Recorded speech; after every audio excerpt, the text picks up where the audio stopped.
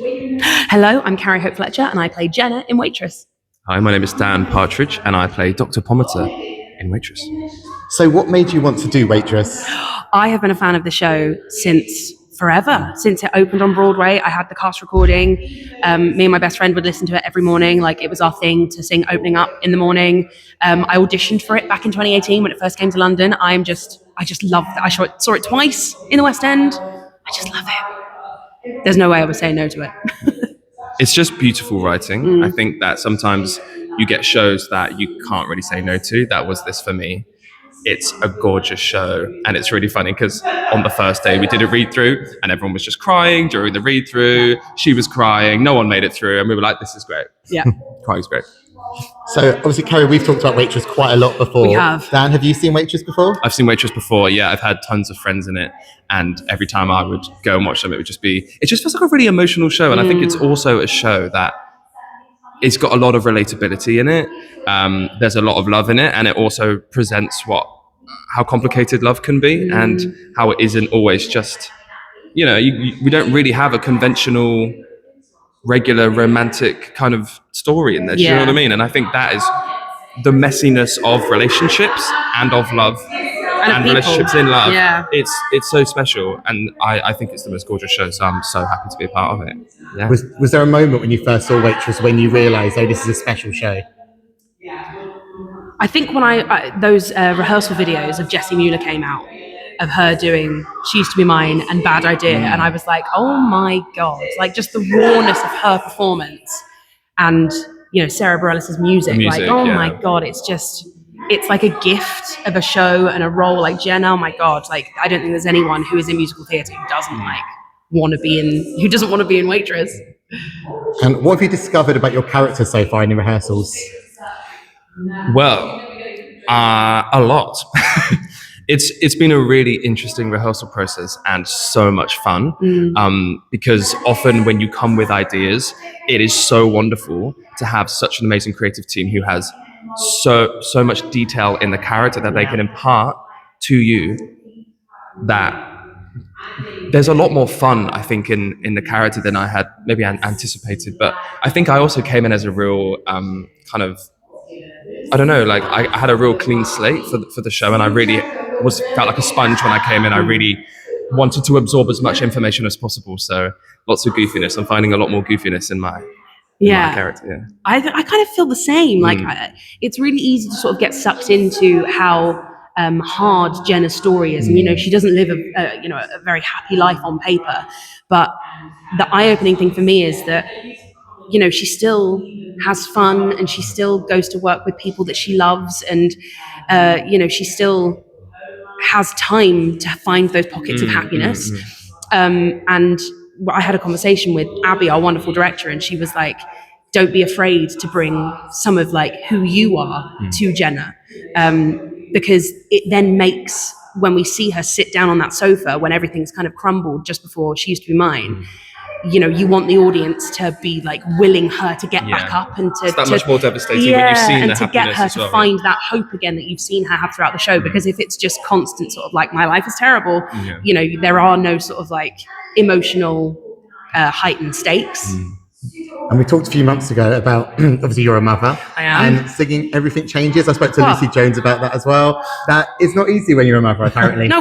No, it's near impossible, I would say. I think I've gotten through it once in rehearsal so far, and luckily we're running the show every day this week, so I've got time to like properly desensitize myself. But it's so hard. I think it's just an emotional show anyway, regardless of whether you're a mum or not. And then when you become a mum, it just adds this layer to it that you're like, oh, this is like genuinely near impossible. Any mother in the audience will be in tears, probably for quite a lot of the show, but that moment is just so special. Even just watching it from the side and thinking, right, when am I next coming on? I'm like, okay, everyone's kind of like, okay, just like, keep it calm. And she's like, I can't read the words, someone else sing it. I think now you've mastered it, to be honest. Yeah, I think I've got there now. Inside info, she's absolutely cracking it's all in the breathing. And speaking of Lucy Jones, obviously you're close to her. A few weeks ago you did a gorgeous performance of The Good. Thanks. Which, oh my God, was so good. Has she given you any advice or tips for playing Jenna? We've been in constant contact because she's giving me tips on Jenna in Waitress, and I'm giving her tips on giving birth. What's harder? Oh, they are both equal measure difficulty, I would say. Okay. Yeah. So you two have an interesting dynamic in the show. Obviously, this is one of the love stories. How do you tap into to find the right chemistry together?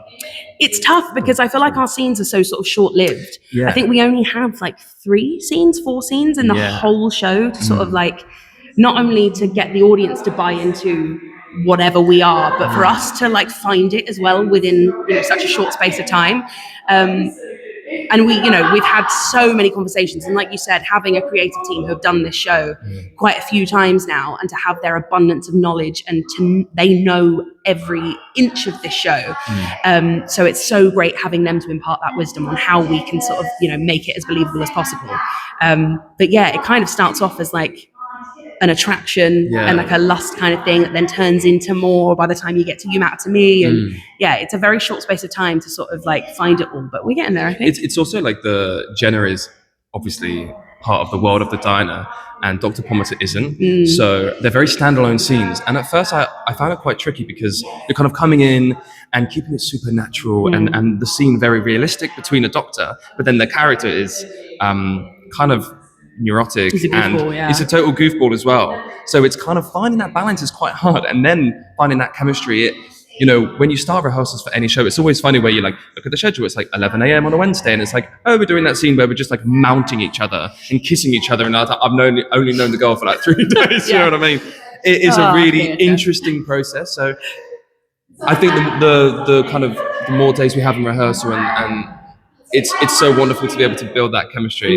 I mean, we've been goofing around since like the second day, so it's not been too hard, but it's so much fun. It's a really beautiful dynamic and quite a heartbreaking one. Yeah, don't want to spoil anything for anyone who hasn't seen the show. Yeah, and I get like watching two. Yeah, don't want to spoil anything, but I probably am.